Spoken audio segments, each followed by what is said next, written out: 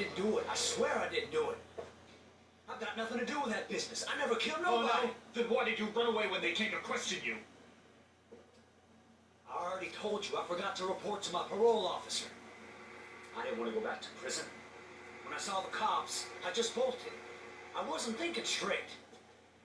We checked out his statement. He has an alibi for at least 3 of the murders. Fuck, that bastard was a perfect fit. Shit!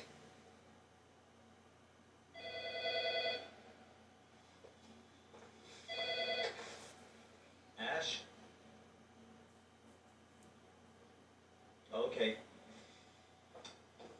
Sean Moss's mother's here. She'd like to speak with you.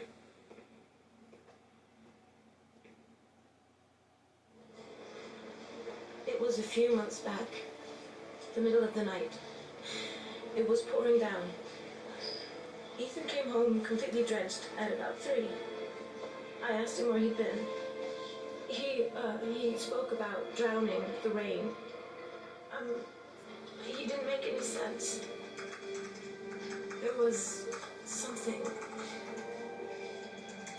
in his eyes, as if it wasn't really him.